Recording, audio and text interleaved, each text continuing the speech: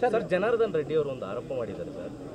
ನೀವು ಜನಾರ್ದನ್ ರೆಡ್ಡಿ ಅವ್ರ ಮೇಲೆ ಆರೋಪ ಮಾಡಿದ್ರಿ, ಅದೇ ರೀತಿಯಾದಂಥ ಆರೋಪ ಸಂತೋಷ್ ಲಾಡ್ ಅವ್ರ ಮತ್ತೆ ನಾಗೇಂದ್ರ ಅವ್ರ ಮೇಲಿದೆ. ಅವ್ರನ್ನ ಸಚಿವ ಸಂಪುಟದಲ್ಲಿ ಇರಿಸ್ಕೊಂಡಿದ್ದಾರೆ. ಏನು ಆರೋಪ? ಗಣಿ ಆರೋಪ ಸರ್, ಅಕ್ರಮ ಗಣಿಗಾರಿಕೆ ಎಲ್ಲ. ಅವ್ರು ನನ್ನ ಮೇಲೆ ಏನು ಕೇಸ್ ಇತ್ತು ಅದೇ ಕೇಸ್ಗಳು ನಾಗೇಂದ್ರ ಮತ್ತೆ ಸಂತೋಷ್ ಲಾಡ್ ಕೋರ್ಟ್ಗೆ ಹಾಕಲಿ. ಆ ಥರ let him go to the court. If there are cases against him, ಅವರು ಕೋರ್ಟ್ಗೆ ಹೋಗಲಿ.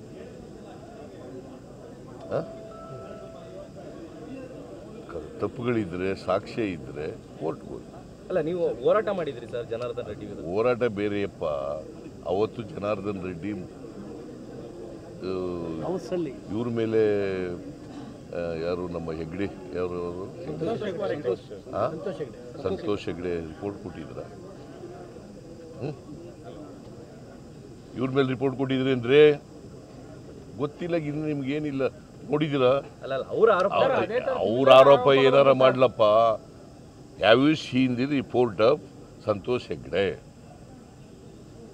ಗೊತ್ತಾ ನಿನಗೆ? ಏನಂತ ಹೇಳಿದ್ರು? ಏನು ಅಕ್ರಮ ಗಣಿಗಾರಿಕೆನೇ? ಏನು ಓದೆಲ್ಲ ಬರೆಯಲ್ಲ, ಸುಮ್ಮನೆ ಪ್ರಶ್ನೆ ಕೇಳೋದು.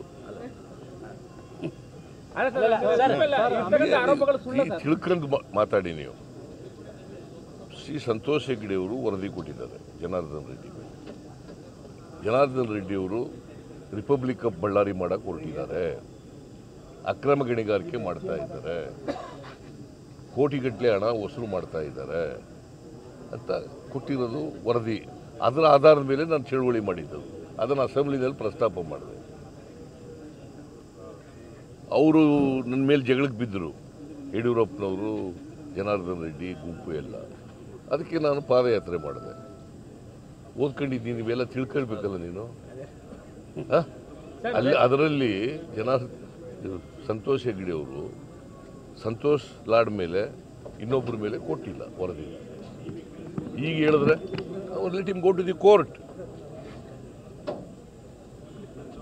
ನಾ ಹೇಳೋದು ಸರಿಯಾಗಿದೆಯಲ್ವೇನೆಯಾ?